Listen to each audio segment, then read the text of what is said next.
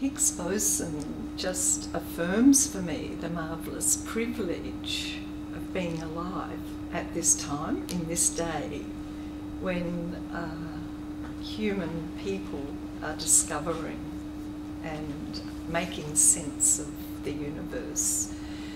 And I think it also affirms the great creativity of God, who set a process in motion. I think God kick-started the universe, and part of that now is unfolding.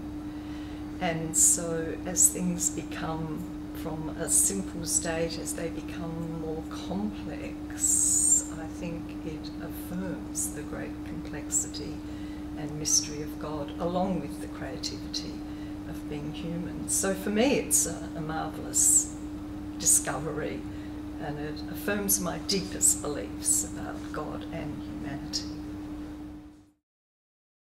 In John 10, we're reminded that we need to live and to live fully. I have come that you may have life and have it abundantly. And the way I see it is that we live abundantly and fully when we make the choice to love at every turn. And I think one of our core beliefs is that Jesus is the human face of God. And so to follow the way of Jesus, because in a sense that human face of God reveals some of the deep truths about God.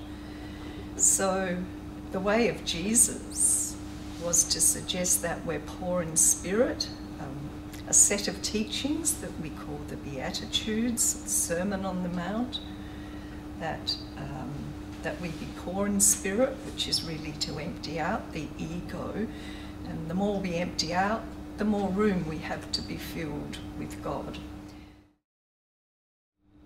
I think we suffer because we're human. We're fragile, we're transient, and we live in a world of change. And in many ways, this is very similar to the Buddha's teachings of suffering. But suffering has many causations. We can suffer from natural causes, as we get caught in a torrential flood, or in an earthquake, or in a forest fire. We can also suffer because of the intentional evil of human persons.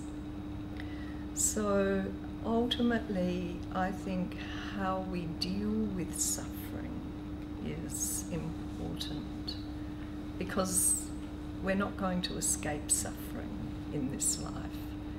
And so acceptance and somehow being at peace with whatever happens in our lives, letting go of our own desires and accepting the suffering that comes to us, but also working to minimize the suffering of others, is one way of dealing with this mystery.